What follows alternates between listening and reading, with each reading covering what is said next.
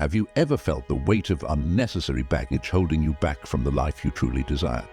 Well, today's journey is an invitation to shed that weight and embark on a transformative exploration. So, my friends, are you ready to discover the 11 things you should quietly eliminate from your life? Today, we're setting sail on a journey of self-discovery and personal growth. As the ancient Stoic philosophers wisely advised, it is not that we have a short time to live, but that we waste much of it. So join us as we navigate the waters of simplicity and purpose. We want you to actively engage, share your thoughts, and stay with us until the very end. Your insights, your experiences, they all contribute to the collective wisdom we're building together. So don't just be a passenger. Become a participant in this transformative journey. Now is your chance to really think about who you are and get a better sense of it. Our lessons are sure to teach you new things and make your life better. Your journey to self-discovery begins now. Lesson 1. Dealing with people who hurt you. Imagine your life as a grand adventure. Now, in this adventure, there are moments when the path gets tough, and some people make it even harder. But here's a nugget of wisdom for you. Don't spend too much time on what hurts you.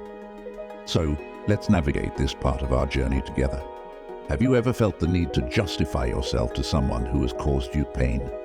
It's like standing at the edge of a cliff, ready to explain why you shouldn't be pushed. But here's a Stoic truth for you. You don't need to do that. Instead, keep your peace, stand firm, and let your actions speak louder than words. As Seneca wisely said, it does not matter what you bear, but how you bear it. When storms of hurt come your way, choose the calm of a serene lake rather than the chaos of crashing waves.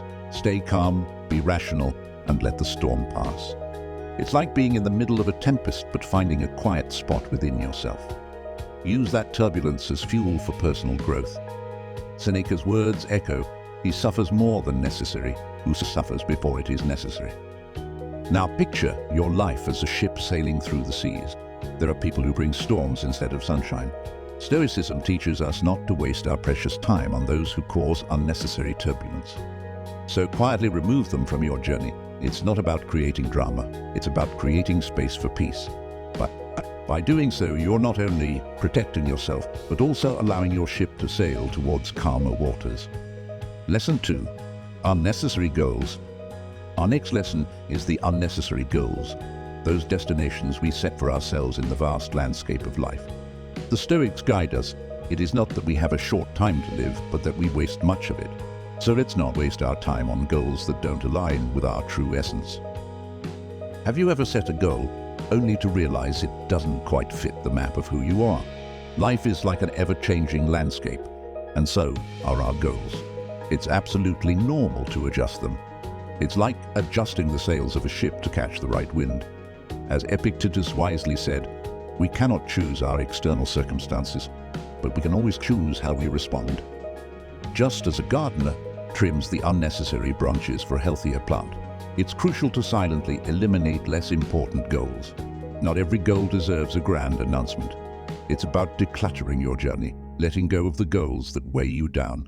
Seneca's words resonate. It's not that we have a short time to live, but that we waste much of it. Waste not on the unnecessary, but invest in what truly matters. Now think of your plans as treasures. You wouldn't leave your treasures unguarded, right? Similarly, protect your plans with discretion. It's like having a secret map to your treasures. Not everyone needs to see it. By doing so, you're not just setting goals, you're safeguarding them. As Marcus Aurelius advised, every little is needed to make a happy life. It is all within yourself, in your way of thinking. So guard your happiness and let your goals align with the essence of who you are. Lesson 3. Handling relationships privately. As we set sail through the vast sea of human connections, our third point of interest is the delicate art of handling relationships. Seneca's wisdom accompanies us. True happiness is to enjoy the present without anxious dependence upon the future. So let's navigate this segment with the importance of handling relationships privately. I've been through a relationship storm and felt the urge to share every detail like chapters from a book. Picture this. Relationships are like a secret garden. What grows there is for you and the other person. There's no need to open the gates wide for everyone. Keep the intimate details close like treasured blooms. Epictetus guides us, have 2 ears and 1 mouth so that we can listen twice as much as we speak. When a relationship reaches its sunset, it's natural to feel a whirlwind of emotions. But here's a Stoic lighthouse guiding you. Maintain discretion. It's like having a safe harbor within yourself. Process the emotions internally without broadcasting the news. By doing so, you're not just healing, you're allowing the relationship to transform to a valuable chapter in your life story. In the theater of relationships, the details are the actors' dressing rooms, not for public display. It's about preserving the privacy and dignity of everyone involved. Seneca wisely said, "The best revenge is to be unlike him who performed the injustice." So rise above the urge to share and preserve the respect that each chapter of your life deserves. In doing so, you're not just closing a chapter, you're turning the page with grace and dignity. Lesson 4, managing tension and anger. Our 4th lesson on this journey brings us to the art of managing tension and anger. The Stoics remind us it's not that we have a short time to live, but that we waste much of it. So, let's explore how to wisely invest our emotional currency. Have you ever witnessed a storm on calm waters? That's what happens when excessive frustration or anger takes center stage. It's essential to navigate these emotional waves with grace. Seneca's words serve as a compass. He who is brave is free. True bravery lies in controlling one's emotions. Avoid the public tempest, for storms pass, but their echoes can linger. Your emotions are like the wind, powerful but best harnessed. Imagine negative emotions as fuel.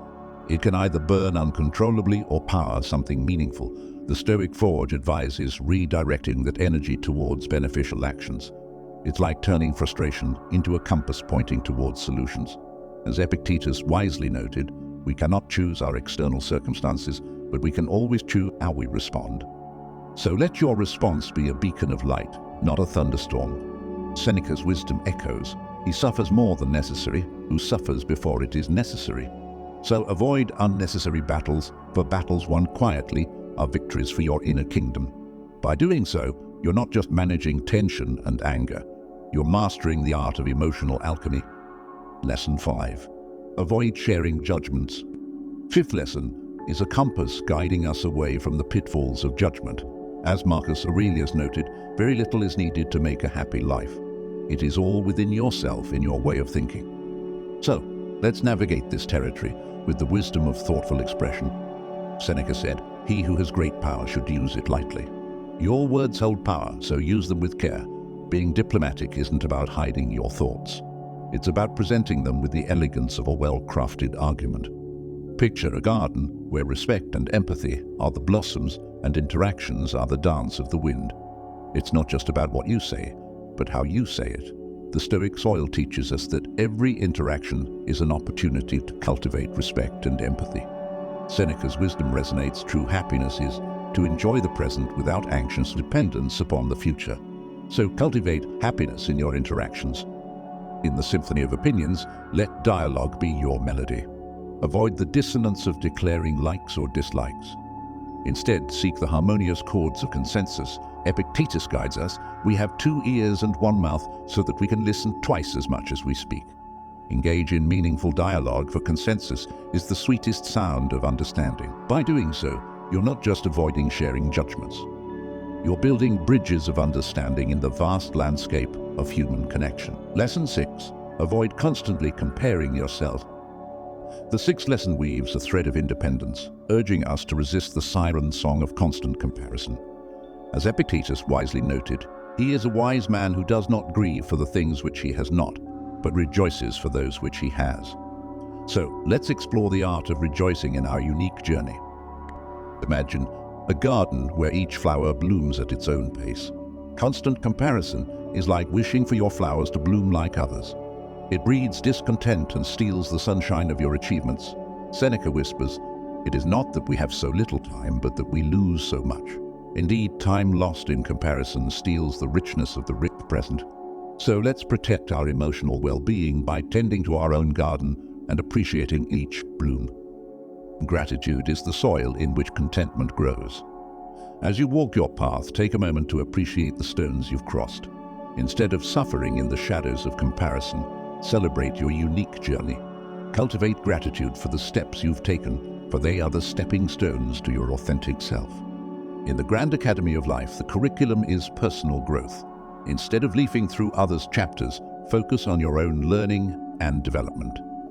Seneca guides us. It's not that we have a short time to live, but that we waste much of it. Every moment spent comparing is a moment lost in your own narrative. So let's embrace the wisdom of focusing on our individual lessons, for that is the true path to self-discovery. Lesson 7. Conscious use of social media. In the digital landscape, where every click echoes, our 7th point invites us to navigate the social media sea with conscious intent. Picture your life as a canvas, unique and full of vibrant strokes. Yet on social media, it's easy to get lost in comparing your canvas to others. This constant comparison is a silent thief, robbing us of the joy in our own artwork. Seneca's insight guides us. He who is brave is free. Brave is the one who can enjoy their present without being ensnared by the illusions of others' highlights. So let's be brave and protect our joy from the shadows of comparison. Social media, a double-edged sword that can either connect or consume. Let's wield it wisely. Seneca's words resonate. He suffers more than necessary who suffers before it is necessary. To avoid unnecessary suffering, set boundaries. Define specific times to visit this digital library, preventing it from becoming a relentless thief of your time and thoughts. Your life is the book, and social media is just a chapter, not the entire story. Seneca's wisdom echoes. It's not that we have a short time to live, but that we waste much of it. Let's not waste our precious moments in mindless scrolling. Instead, let's use this digital tool as a source of connection, inspiration, and genuine information. For in mindful interaction, we find true meaning in the online tapestry of our lives. Lesson 8. The pursuit of external approval. 8th lesson unfolds as a profound act, urging us to step away from the relentless pursuit of external applause. As Marcus Aurelius wisely reflected, very little is needed to make a happy life. It is all within yourself, in your way of thinking.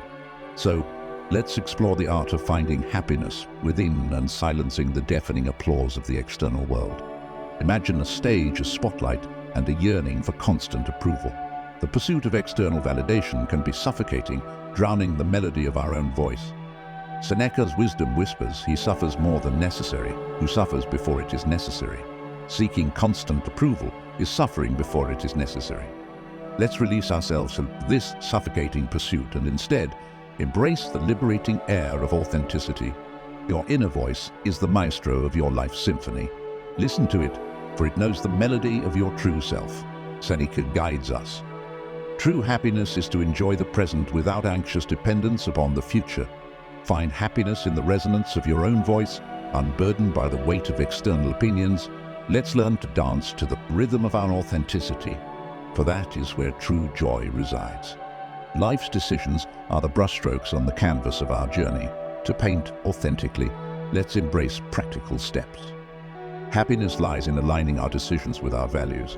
So the next time you stand at the crossroads, ask yourself, does this decision resonate with my core values? Let your values be the compass guiding you, and in their light, you'll find the happiness that needs no external spotlight. Lesson 9. Handling relationships with discretion. The 9th lesson unfolds as a compass guiding us through the terrain of privacy and healing. Seneca, he who fears death will never do anything worth of a man who is alive.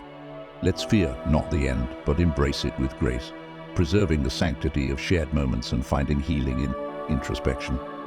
Picture relationships as mirrors reflecting our varied facets.